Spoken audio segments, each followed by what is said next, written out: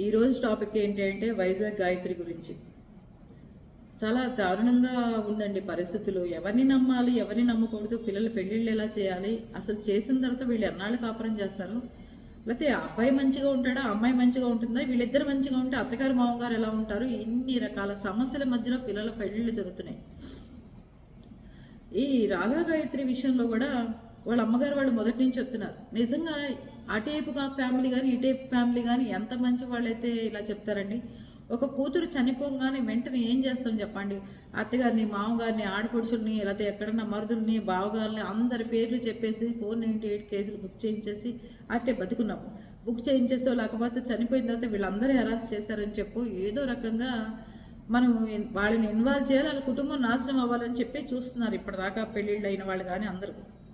కానీ ఈ రాధా గాయత్రి వాళ్ళ అమ్మగారు కానీ వాళ్ళ నాన్నగారు కానీ మా వియ్యపురాలు అనకండి, మా చెల్లెలు ఆవిడ చాలా పద్ధతి గల మనిషి, ఆవిడని ఏమనొద్దండి, ఆవిడ చాలా ఇది. ఆవిడ కూడా గాయత్రి వాళ్ళ అమ్మగారు కూడా వాళ్ళ మా అన్నయ్య గారిని ఏమనకండి, ఆయన చాలా మంచివాళ్ళండి, అతను ఏమనద్దు అని చెప్తుంటే ఆశ్చర్యం కలుగుతుంది. ఇంకా ఇంత మంచి వాళ్ళు ఉన్నారా ప్రపంచంలో, ఇలాంటి వాళ్ళకి ఇలాంటి పెద్ద కష్టం వచ్చింది అనిపించిందండి నిజంగా నాకైతే. తన కూతురు కడుపుకోత ఉన్నప్పుడు కూడా ఇలాంటి వెధవని కన్నారా, లేకపోతే ఇలాంటి మూర్ఖుడిని కన్నారా, లేకపోతే నిజంగా చంపాడా చంపలేదా పక్కన పెడితే మనకున్న సిచ్యువేషన్లో మనం పడే ఆవేశం ఆ రకంగా ఉంటుంది. అందరినీ చెప్తాం అక్కడ ఉన్న వాళ్ళందరినీ, కానీ అనకండి, మా అన్నయ్య గారిని అనకండి, మా వదిన గారిని అనకండి.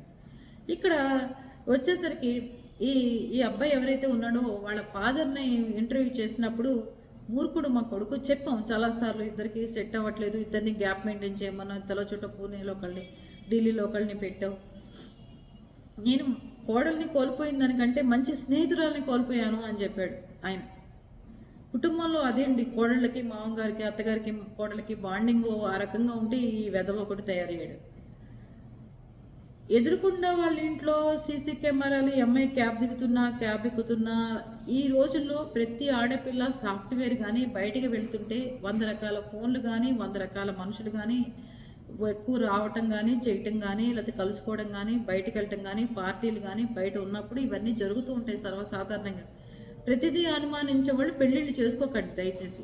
బయట ఉన్న పరిస్థితుల ప్రకారం ఇప్పుడున్న సిచ్యువేషన్స్లో పార్టీలు, పబ్బులు, లేకపోతే వీకెండ్ పార్టీలు, లేకపోతే ఈ అమ్మాయికి ఉన్నాయని చెప్పట్లా, సాఫ్ట్వేర్ రంగంలో ఇవన్నీ సర్వసాధారణ విషయాలు.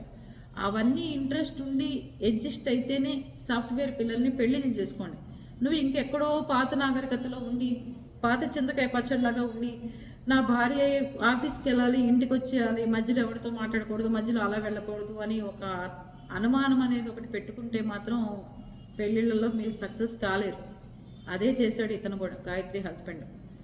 వాళ్ళ నాన్నగారు ఇంకోటి చెప్తున్నారు, పేకాడిదాం మా మామయ్య గారు, కాసేపు కబుర్లు చెప్పుకుందాం మామయ్య గారు అని చక్కగా బోల్డ్ కబుర్లు చెప్పేది. మంచి స్నేహితురాలు, నాకు అట్లాంటి స్నేహితురాలని మిస్ అయ్యాను. నా కొడుకు నిరూపించుకోవాలి, చేశాడా చేయలేదని. నేనే వెళ్ళమన్నాను, పారిపోయాడా మీ అబ్బాయిని అడిగితే లేదు, ఢిల్లీకి వెళ్ళు, అక్కడికి వెళ్ళు, నువ్వు నిరూపించుకో, నువ్వు చేయలేదని నిరూపించుకో అని చెప్పారట. అంతేగాని నీ వెనకాల వస్తా పదరా, ఇది నీ మీద పడకుండా చూస్తాను పదరా, అంతా తప్పంతా అమ్మాయిదే, అమ్మాయి ఎలా చేసుకుందని చెప్తాను రారా అని వాళ్ళు కూడా అనలేదు. మా వియ్యపురాలు మంచిది, వియ్యంకుడు మంచివాడు, నీ టైపు వాళ్ళు కూడా అదే చెప్తున్నారు, కోడలు మంచిది అని చెప్తున్నారు. మా కొడుకుని అరుచుకున్నాము, కోడలు నల్లనేం కదా, ఏదో వస్తుంటే చిన్న చిన్న డిస్పెంట్. అవునండి, ఇద్దరు చిన్నపిల్లలు, ఏదో తగాదాలు వస్తాయి, ఏదో పడలేదు, అరిచి సర్ది చెప్తారు పెద్దవాళ్ళు. పెద్దవాళ్ళు ఉండటం వల్లే ఈ అమ్మాయి ఎన్ని రోజులైనా బతుకుందేమో అనిపిస్తుంది.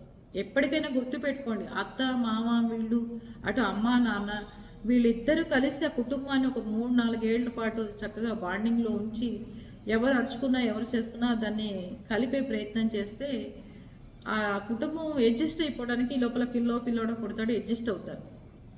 అంతేగాని ఎవరు వద్దు మేము ఒక్కరిగా ఉంటాం, మేము ఒంటరిగా ఉంటామంటే, ఇప్పుడు పోయారు కదా అక్కడికి హనీమూన్కి కూడా ఒంటరిగా పోవద్దామా, భలే చెప్తావు నువ్వు, అప్పుడు కూడా అత్తమామని వేసుకెళ్ళమను అంటే వాళ్ళ అత్తమామ కూడా టికెట్లు పెట్టుకున్నారు. వీళ్ళకి గదిలో దూరి పడుకోరు కదండి, పక్కన గదో పక్కన రూమో తీసుకుంటారు. మొన్న కూడా చూశాను, ఒక అమ్మాయి హనీమూన్కి అబ్బాయి అమ్మ నాన్నని అక్క చెల్లెళ్ళని అందరినీ తీసుకొచ్చాడు అనుకని హనీమూన్ నుంచి రాగానే విడాకులకు అప్లై చేసి విడాకులు తీసేసుకుందట. అంటే పిల్లలు కదా, చిన్న పిల్లలు వెళ్తారు, రూముల్లో అడ్జస్ట్ అవుతారో అవరో ఎట్లా ఉంటుందో కొంతమందికి అదృష్టాలు కదండి. ఇప్పుడు హనీమూన్కి అందరూ వెళ్ళారు, ఎంత బాగా వచ్చిన వాళ్ళు ఉన్నారు. మరి హనీమూన్కి వీళ్ళు వెళ్ళారు, ఎట్లా వచ్చారు చెప్పండి. మనం ఉంటే కాపాడేస్తామని కాదు, అక్కడికి అందరినీ వెళ్ళిపోమంటలా హనీమూన్కి. నేను చెప్పేది ఏంటంటే పెద్దవాళ్ళ సంరక్షణలో కొంతకాలం పాటు అటు కుటుంబం ఇటు కుటుంబం సంరక్షణలో పిల్లలు ఉంటే కొంత తెలుస్తూ ఉంటాయి, అర్థమయ్యేటట్టు చెప్తూ ఉంటారు, తెలుస్తూ ఉంటాయి. అలా కాకుండా ఇప్పుడు మేము ఒంటరిగా ఉండాలి, మాకు ఎవరు అడ్డం ఉండకూడదని చెప్పి ఒక రకమైన కుటుంబాన్ని తీసుకొచ్చి ఈ రకంగా చేసుకుంటున్నాను. ఖాళీ దొరుకుతుంది, నువ్వెంత అంటే నువ్వెంత అనుకోవచ్చు, పని పాట ఉండదు. ఇద్దరు ఎంతసేపు కబుర్లు చెప్పుకుంటారు చెప్పండి? మీకు మీ అందరం అనుభవాలు కదా. ఏ మనిషిని ఎంతసేపు కబుర్లు చెప్పుకుంటాం, ఎంతసేపు ఏకాంతంగా ఉంటారు, ఎంతసేపు ఒకళ్ళనొకళ్ళు ప్రేమించుకోగలుగుతారు? రోజు మొత్తం మీరు చెప్పండి. తర్వాత అంతా ఏం చేస్తారు? ఖాళీ.